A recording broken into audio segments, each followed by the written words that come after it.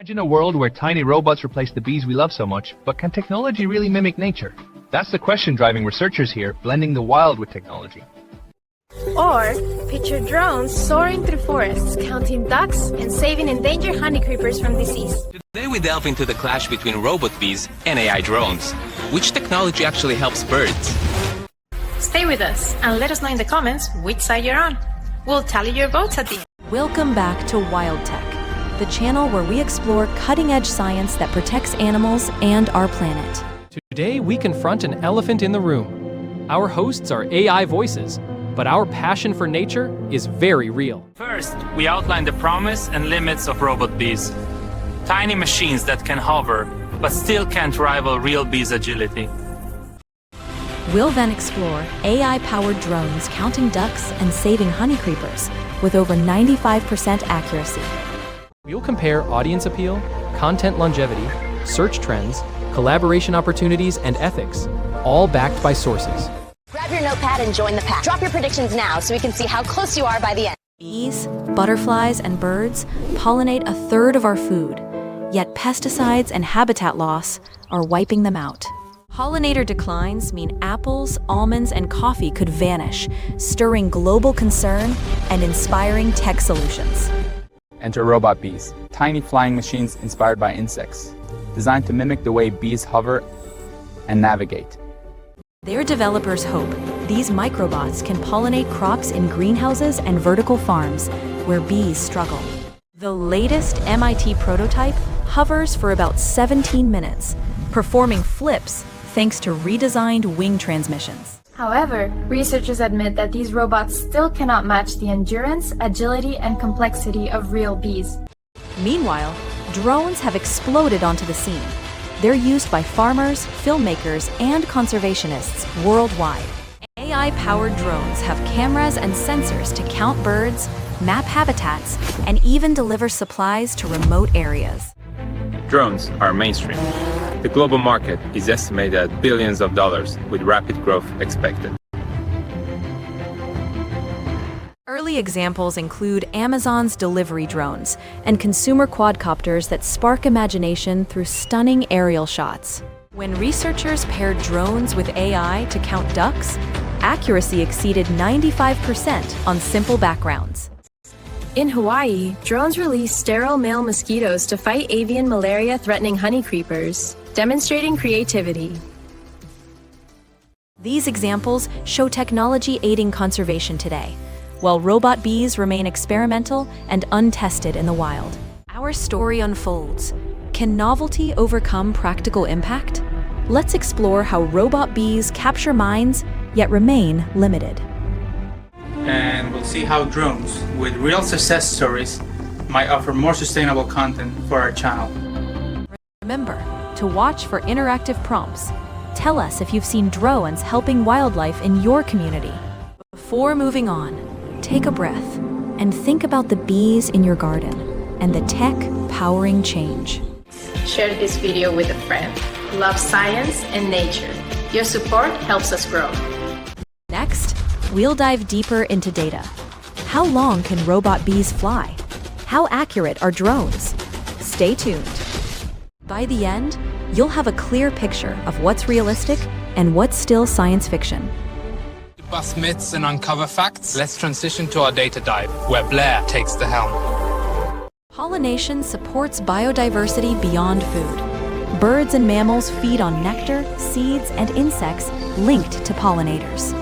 Losing bees impacts entire ecosystems, not just farms, which is why conservation groups focus on habitat restoration. Robot bees may assist in controlled environments, but cannot replace the ecological web real bees sustain. Some people fear reliance on robot bees could distract from urgent efforts to reduce pesticide use and plant native flowers. Public fascination with sci-fi robotics can attract viewers, but sustaining interest requires real progress and new demos. Drones, conversely, provide endless visuals, bird counts, landscape surveys, thermal imaging, and rescue missions. Keeping bees healthy remains critical. Planting diverse gardens, supporting organic farming, and reducing chemicals matter. Technology should support nature, not replace it. That's the ethos guiding our research and this video. Thanks for listening. Keep your comments flowing and let's dive into hard numbers next. Time for a data dive.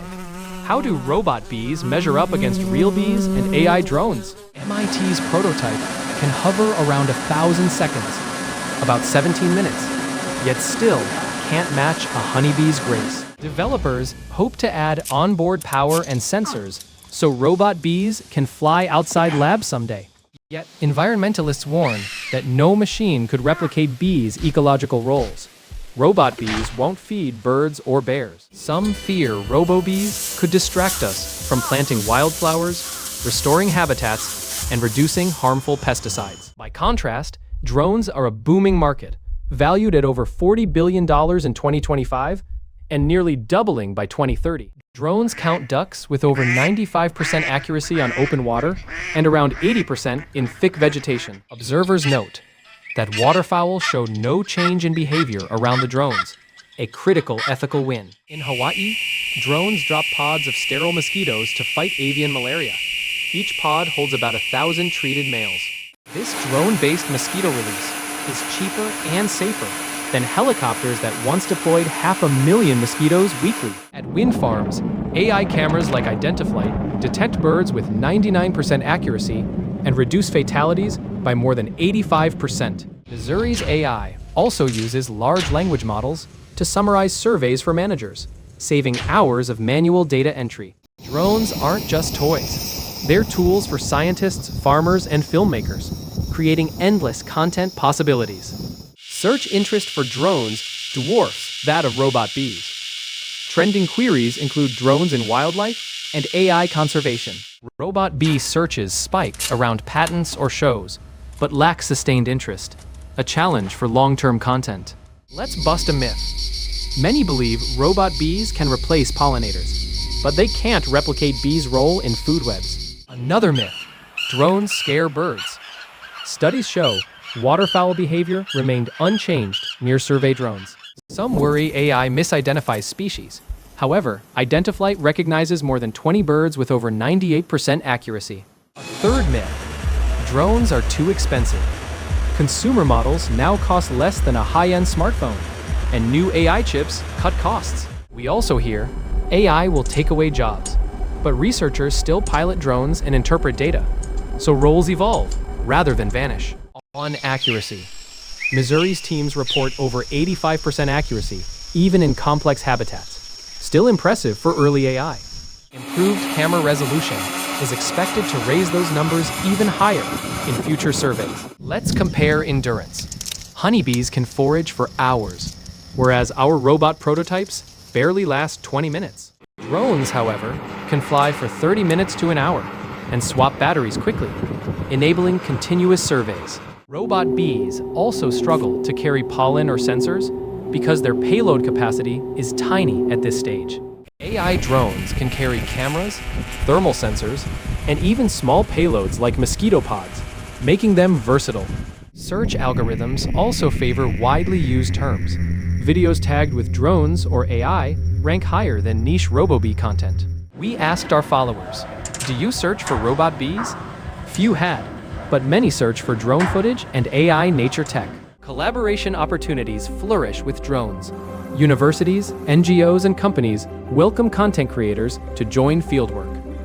Robot bee collaborations are limited to lab tours and interviews, since the technology isn't yet deployed in the wild. In summary, data shows drones deliver real conservation impact now, while Robo-Bees remain experimental and limited. Before our debate, share which fact surprised you most in the comments. We love to hear from our community. Ready for myth busting? We've got more to uncover in our debate section, so stay tuned. Environmental advocates urge us to protect real bees and habitats, even as we explore futuristic pollinator robots. Robot bees might one day pollinate indoor farms, but experts insist they can't replace bees in wild ecosystems. There's also an ethical debate. Should we invest billions in robots, or prioritize restoring habitats and reducing pesticides? AI drones can work alongside conservationists, offering extra eyes in the sky, while humans interpret the data and act. Robot bee supporters argue these bots could aid pollination if natural bee numbers decline drastically, but that's a last resort. We must weigh the cost. Developing microbots is expensive. Preserving wildflower meadows may offer bigger returns for bees. Economists suggest the drone industry could create thousands of jobs in ecology, cinematography, and STEM education. Robot bees inspire STEM curiosity too. Kids love seeing tiny robots fly, which could spark careers in engineering. If you're learning coding or robotics, building small drones is more accessible now than designing micro-sized robots. Our final numbers. Drone projects already save endangered birds, while robot bee research remains primarily academic.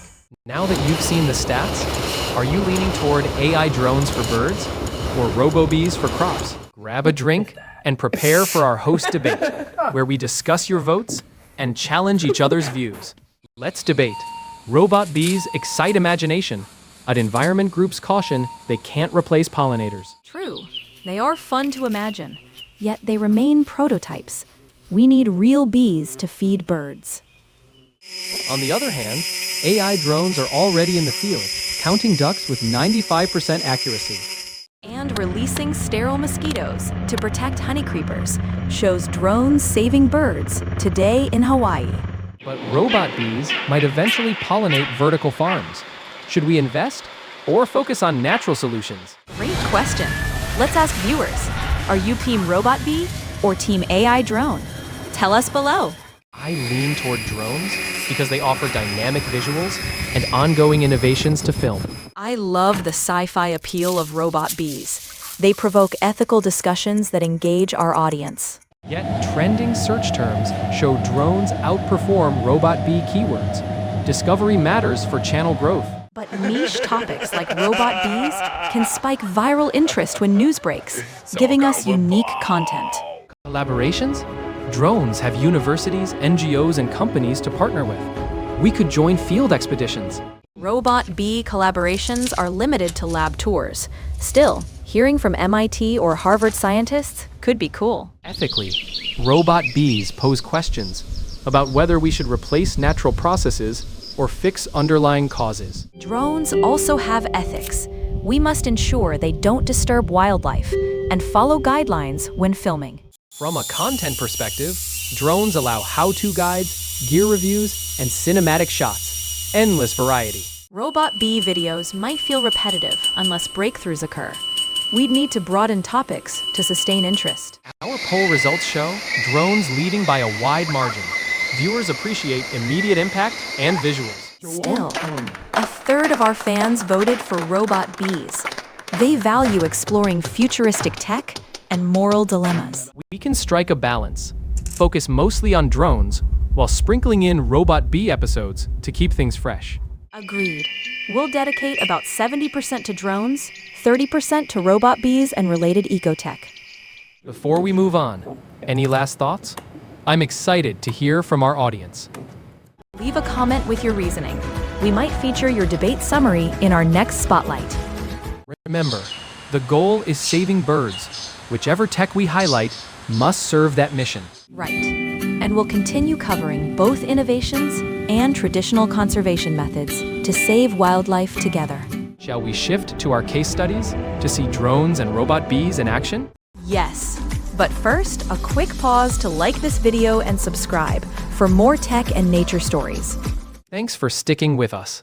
Now, on to real-world examples in Hawaii, Missouri, and beyond. Grab your field notebooks. We're flying into our case studies section right now with exciting examples.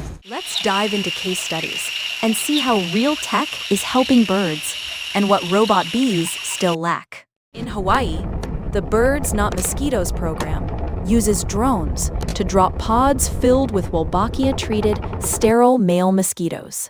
Each pod carries about 1,000 males to suppress disease-carrying mosquitoes and protect delicate, endangered honeycreepers from extinction. Before drones, helicopters released 500,000 mosquitoes weekly, but drones are cheaper and safer for the environment. Engineers faced challenges. Pods needed to stay cool during flights, and payload stability required careful design and testing. The goal is to combat avian malaria, that threatens Hawaiian birds, especially the tiny akikiki and akeke species. Meanwhile, in Missouri, scientists fly drones over wetlands, capturing images of ducks, geese, and their habitats, and beautiful landscapes.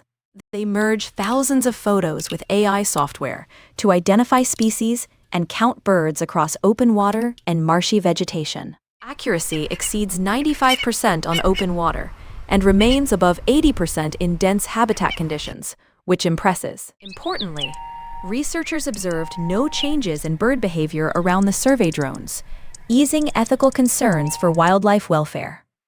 The AI uses large language models to summarize data for wildlife managers, saving hours of manual reporting work. On land, drones assist search and rescue teams and scientists surveying other species, showing versatility beyond avian projects, worldwide applications. Elsewhere, the IdentiFlight system guards wind farms by identifying raptors and shutting down turbines when collisions threaten birds. Its AI and optical sensors classify birds with 99% accuracy and reduce fatalities by more than 85%. The first system in South Africa recognizes over 20 species with more than 98% accuracy performance levels. Farm operators appreciate the system because it balances energy production with wildlife protection, avoiding regulatory conflict issues and fines.